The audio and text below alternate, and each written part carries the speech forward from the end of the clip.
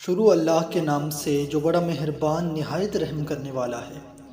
امام جعفر صادق علیہ السلام نے ارشاد فرمایا کہ اللہ تعالیٰ کے نزدیک حضرت فاطمہ الزہرا سلام اللہ علیہا کے 9 نام ہیں: فاطمہ، صدیقہ، مبارکہ، طاہرہ، زکیہ، راضیہ، مرضیہ، محدثہ اور ظاہرہ۔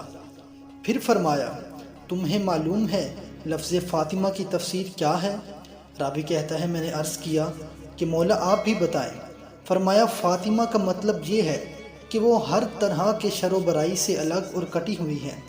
پھر فرمایا، اگر امیر المؤمنین علیہ السلام نہ ہوتے تو روئے زمین پر قیامت تک ان کا کف نہ ہوتا، خواہ آدم ہو یا کوئی اور۔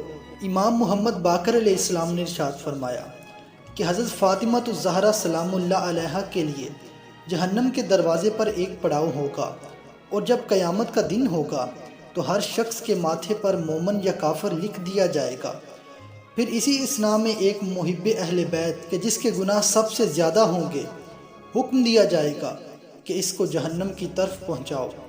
جب وہ دروازہ پر پہنچے گا تو حضرت فاطمہ الزہرا سلام اللہ علیہا اس کے ماتھے پر لکھا ہوا پڑھیں گی کہ یہ محب اہل بیت ہے، تو بارگاہ الہی میں عرض کریں گی کہ اے میرے اللہ، اے میرے مالک، تو نے میرا نام فاطمہ رکھا اور میری وجہ سے تو نے مجھ سے تولا رکھنے والوں اور میری ذریت سے تولا رکھنے والوں کو جہنم سے بری کر دیا ہے، اور تیرا وعدہ یہی ہے، تو ہرگز وعدہ کے خلاف نہیں کرتا۔ تو اللہ تعالیٰ ارشاد فرمائے گا کہ اے فاطمہ، تو نے سچ کہا، میں نے ہی تیرا نام فاطمہ رکھا، اور تیری وجہ سے تجھ سے محبت اور تولا رکھنے والوں کو اور تیری ذریت سے محبت اور تولا رکھنے والوں کو جہنم سے بالکل بری کر دیا ہے۔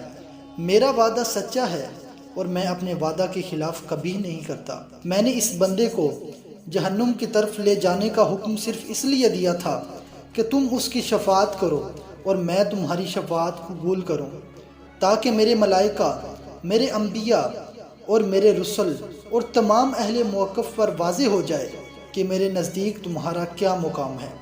اب تم جس کی پیشانی پر مومن لکھا ہوا دیکھو، اس کا ہاتھ پکڑو اور جنت میں داخل کر دو۔